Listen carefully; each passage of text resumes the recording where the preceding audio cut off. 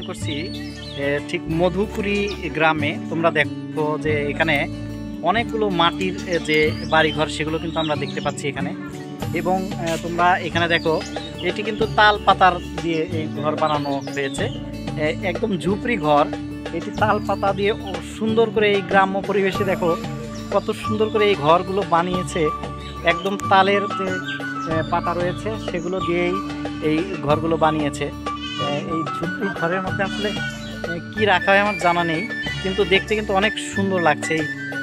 আমরা এই মধুপুরি গ্রামে এত সুন্দর সুন্দর দোতলা যে মাটির দেয়াল বেষ্টিত যে বাড়িগুলো আর উপরে টিন দেওয়া রয়েছে সেগুলো কিন্তু দেখতে অনেকটাই সুন্দর লাগছে। তোমাদেরকে ঘুরে ঘুরে দেখাবো আজকে এই মধুপুরি গ্রামের যে মাটির বাড়িগুলো রয়েছে সেগুলো।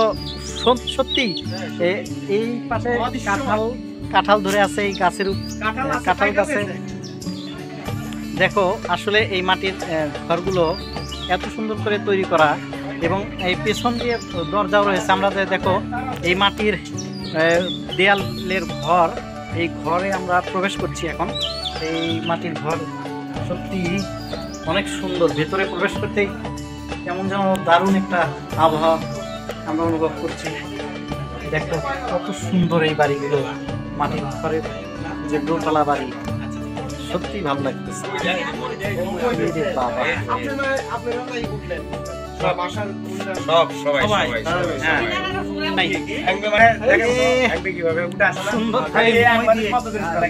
মই দিয়ে উঠতেছে এই মাটির ঘরের দোতলায়।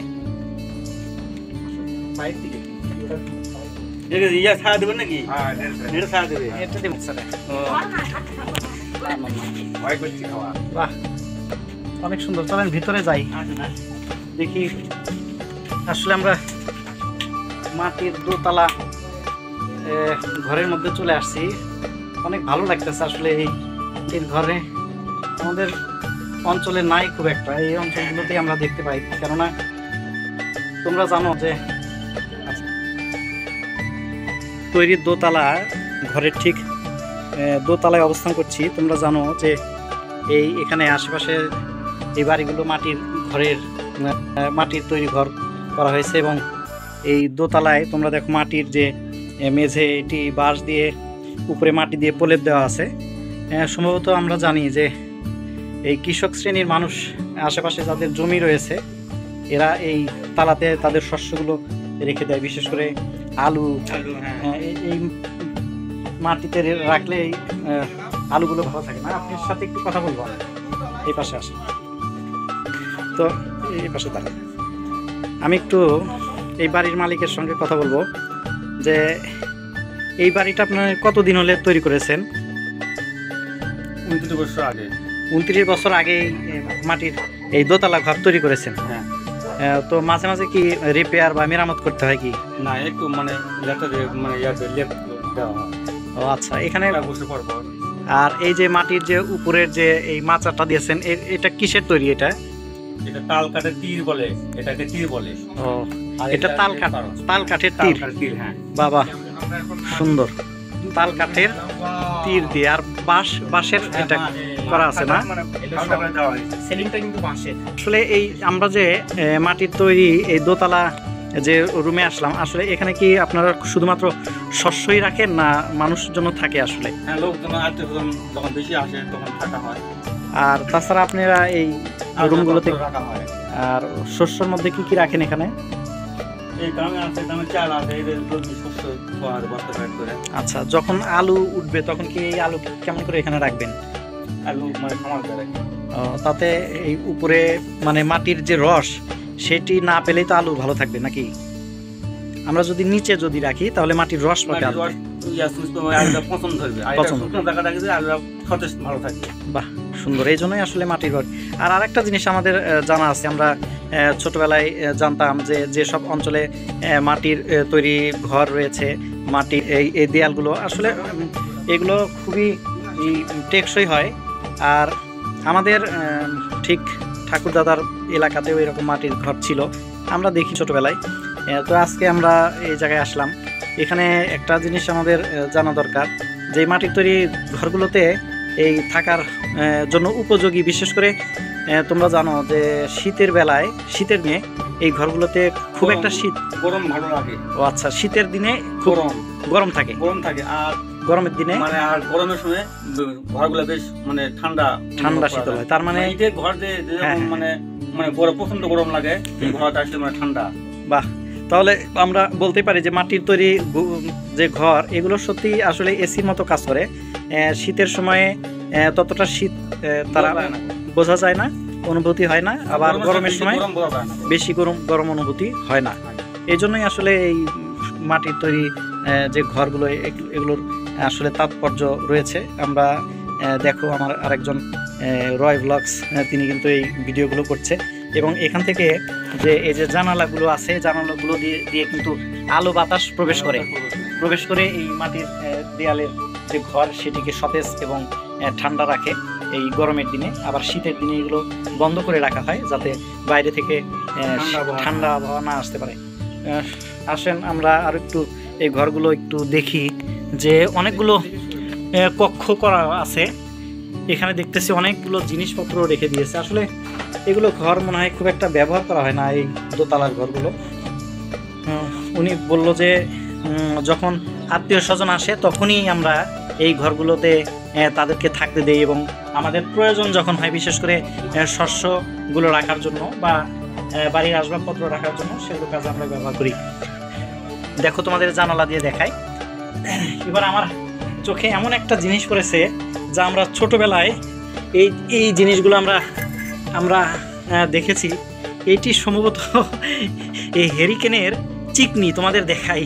এইটা আমরা যখন ছোটবেলায় পড়াশোনা করতাম, এই হেরিকেন জ্বালিয়ে কিন্তু আমরা হেরিকেন জ্বালিয়ে পড়াশোনা করতাম।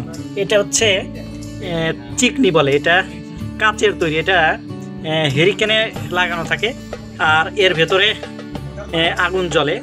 যদি সম্পূর্ণ হেরিকেন থাকতো তোমাদেরকে আমি দেখাতে পারতাম যে এটি আসলে কি জিনিস। তোমরা অনেকেই চিনতে পারবে না এটা, যারা আজ থেকে ছোটবেলায় তোমরা হেরিকেন দেখোনি তারা কিন্তু এটা চিনতে পারবে না।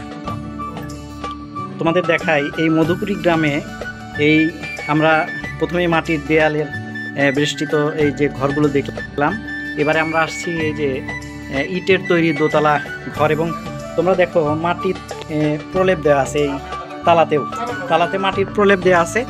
এবং এর উপকারিতাগুলো আমরা তোমাদেরকে দেখাই, যে এনাদের যে জমি রয়েছে সেই জমির যে আলু উৎপাদন হয়, সেই আলুগুলো দেখো তোমরা কিভাবে এনারা কিন্তু ঘরের মধ্যে এই সাজিয়ে এভাবে রেখে দিয়েছে।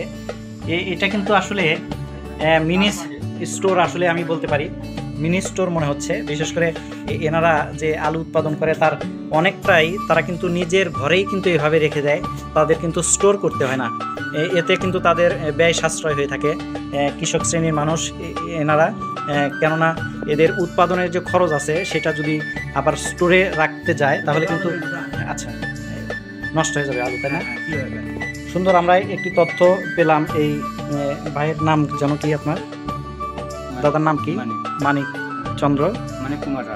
কুমার রায়। এই দাদার বাসায় আসছি আজকে, আর তোমাদেরকে দেখাই মাটির তৈরি যে বাড়ি, দোতলা বাড়ি, সেটা দেখালাম। এবং এরপরে আমরা দেখতে পাচ্ছি যে ইটের তৈরি দোতলা বাড়ি।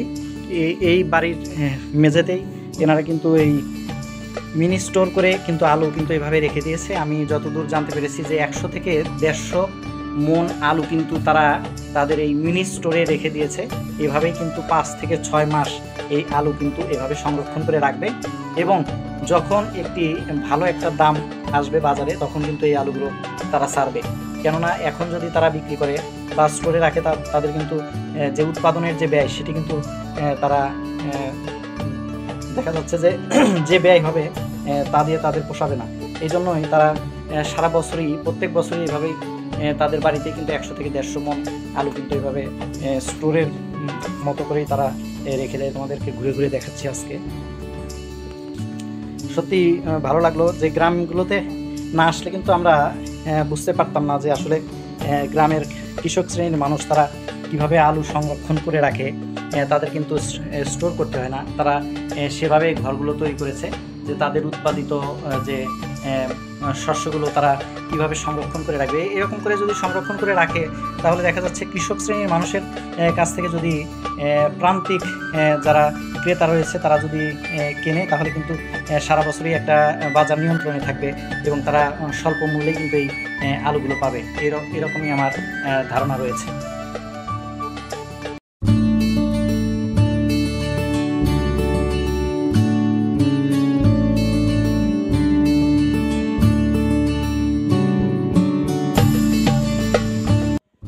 প্রত্যেক বাড়িতেই কি এরকম করে আসলে মানুষ আলু রেখে দিয়েছে নাকি? যারা এই গ্রাম অঞ্চলে যারা আলু মানে আবাদ করছে তারা সবাই এরকম করে রাখে।